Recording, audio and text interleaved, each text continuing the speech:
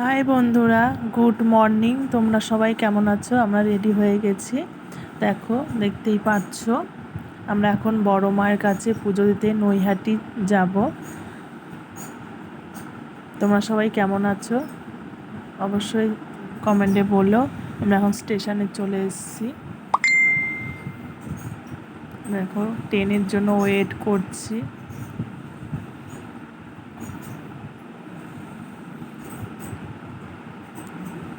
Station তো প্রচণ্ড ভিড়। ট্রেন আজকে লেট আছে, জানি না ট্রেনে উঠতে পারবো কি না।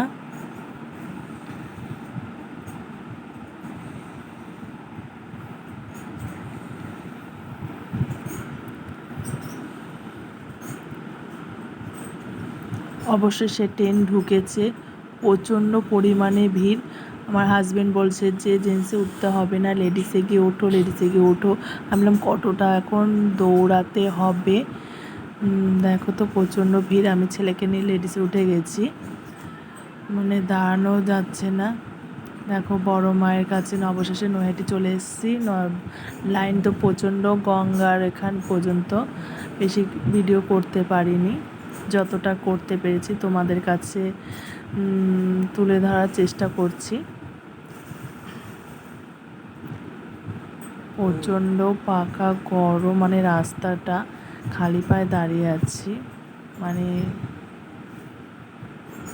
অবশেষে দেখো এখন মন্দিরে মানে সামনের গেটে ঢুকে গেছি। বড় মায়ের দেখো ফটোটা খুব সুন্দর।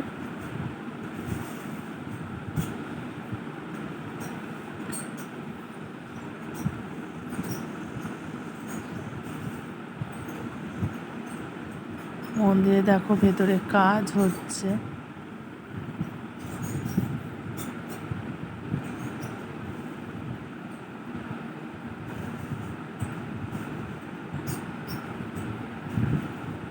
প্রচণ্ড ভিড় ছিল।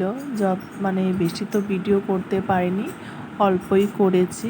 মানে এত ভিড়, মানে বলার বাইরে। পুরো গঙ্গা পর্যন্ত লাইন ছিল। ওখান থেকে আস্তে আস্তে প্রায় 2 ঘন্টা লেগে গেছে। মানে এত প্রচুর পরিমাণে ভিড় যে ভাবতেই পারিনি।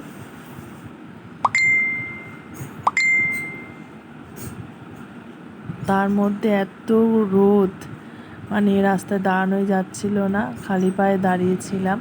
তারপর অবশেষে হাজব্যান্ড বললো যে এতক্ষণ দাঁড়িয়ে থাকা যাবে না, তার জন্য জুতো যেখানে জমা দিয়েছিলাম সেখানে আবার জুতোটা পরে নিয়েছিলাম।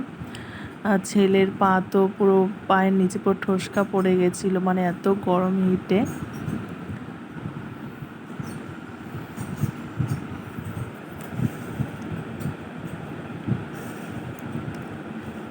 দেখো ফার্স্ট মন্দিরে দেখো বড় মায়ের যে সেটা লেখাটা। অবশেষে আমরা যে মন্দিরে এসে ঢুকতে পেরেছি, মানে 2 ঘন্টা পার হয়ে ভাবতেই পারছি না। যে আমি ভাবছিলাম হয়তো মাথা ঘাটা ঘুরে পড়ে যাবে বা কিছু বৃত্তান্ত। যাই হোক, অবশেষে মায়ের কাছে, বড় মায়ের কাছে যে আসতে পেরেছি, এটাই আমার কাছে বড় পাওনা। যেহেতু মন্দির ঢুকে পড়েছে, এবার ভাবছি যে কখন গিয়ে বড় মায়ের সামনে যাব, বড় মাকে 2 চোখ ভরে দেখব। যা মানে যা চাওয়া পাওয়া বড় মাকে বলবো সেটা। বড় মা সবাইকে সুস্থ রাখে, স্বাভাবিক রাখে, ভালো রাখে, এটাই সবার জন্যই বলবো। আর বড় মা হলো সবার বড় মা, সে অবশ্যই সবাইকে ভালো রাখবে আশা করি। আমি সেই মানে বড় মার কাছে এসেছি, যেটা আমি বড় মার কাছে আমি তো কিছু চাইতেই এসেছি, জানি সেটা জানি আমার পূরণ হয়। সবাই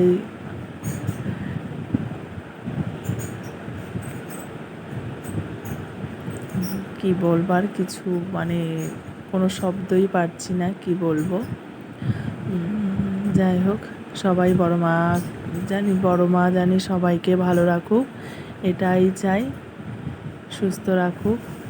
আর কিছু অত চাওয়ার নেই।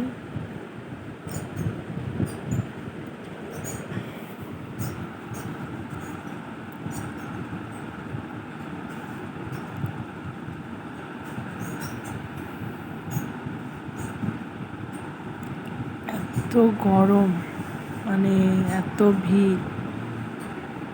আমি যদি না আসতাম আজ এখানে বড় মার কাছে তাহলে বুঝতে পারতাম না। দেখো বড় মা দেখতে অপূর্ব সুন্দর। আমার খুবই ভালো লেগেছে। আমি ফার্স্ট টাইম বড় মাকে সামনাসামনি দেখছি বা পুজো দিতে এসেছি ফার্স্ট টাইম। আমার কাছে খুবই ভালো লাগছে। পুজো দেওয়া হয়ে গেছে, দিয়ে এবার বেরিয়ে চলে এসেছি। দেখো প্রচণ্ড রোদ। জানি বড় মায়ের পুজো দিয়ে সিঁদুরের টিপ পরা আমার মানে পড়েছিলাম। তারপরে ছেলে খুব বায়না করলো যে এরকম সবাই ত্রিশূল দিয়ে এরকম টিপ পড়ছে, আমি এটাই পরবো। যাই হোক ছেলে পড়লো, ভাবলাম আমিও পরে নিই। সবাই ভাবে যে বড় মায়ের পুজো দিয়েছো, কেন তুমি শিব ঠাকুরের টিপ পরেছো, বলতেই পারো। চলি তা না, ভালো লাগলো তাই পড়লাম। অবশেষ আমরা বেরিয়ে গেছি। এবার হয়তো কিছু খেয়ে দিয়ে নেবো, যেহেতু অনেক বেলা হয়ে গেছে, প্রায় 2:30 পৌনে 3টা বেজে গেছে পুজো দিতে দিতে।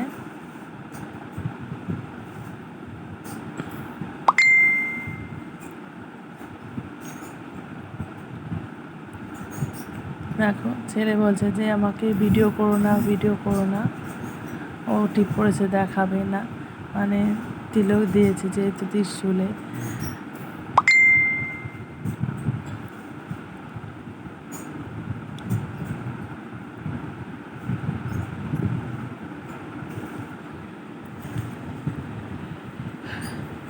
কোন হোটেলে খাবে সেটাই খুঁজছে, নিরামিষ কোন হোটেলে আছে। যেহেতু বড় মার পুজোয় চলে আসলাম। লুচি আর আলু সোয়াবিন দেখে একটা তরকারি। যাই হোক খাওয়া দাওয়া হয়ে গেল। এবার আম মাখা দেখে তো আমার তো ভীষণ ইচ্ছা করছে আম মাখা খেতে। হাজবেন্ডে বললাম যে কাজ মিটে আম মাখা খাবো আমি। তারপরে যাই হোক দেখো কাকুটা কি সুন্দর করে আমটা ছুলছে, আমার কাছে তো খুব ভালো লাগছিল। আম মাখা কার কার ভালো লাগে অবশ্যই কমেন্ট করে বলো। আমার তো খুব দারুণ লেগেছে আম মাখাটা খেতে।